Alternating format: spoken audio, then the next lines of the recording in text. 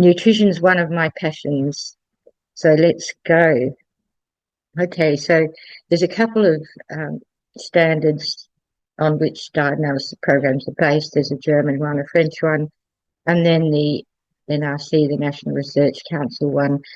Now, these have a great lot of information, lots of references, and a lot of current knowledge on nutrition for horses.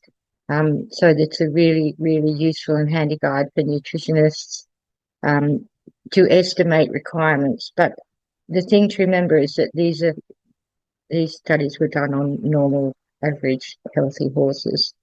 There's a lot of diet Excel spreadsheets, just with algorithms, equations, and calculations for different requirements for different age groups and levels of exercise.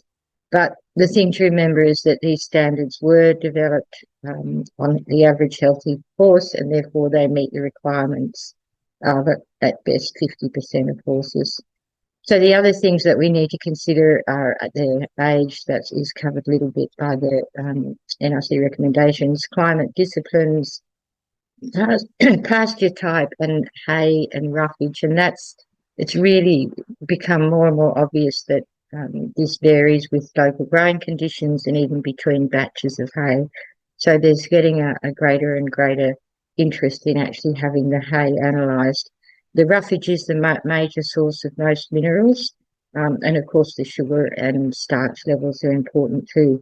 So as veterinarians, equine clinical nutrition goes way beyond the minimum recommended intakes, and the one-size-fits-all approach isn't precise enough for most of our patients.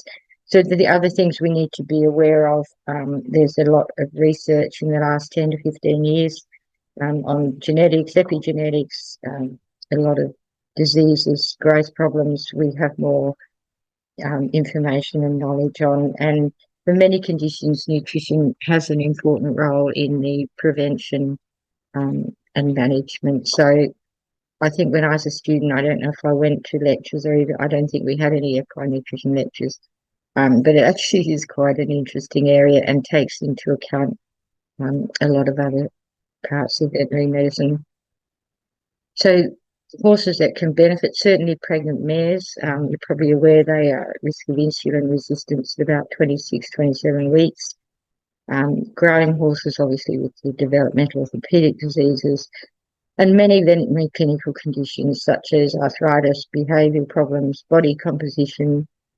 There's a lot more information now available on the role of nutrition in colic, certainly not just the diagnosis, but the feeding management is really important, including Cushing's, dental conditions, diarrhea, endocrine, EPSM, hoof problems, even injuries.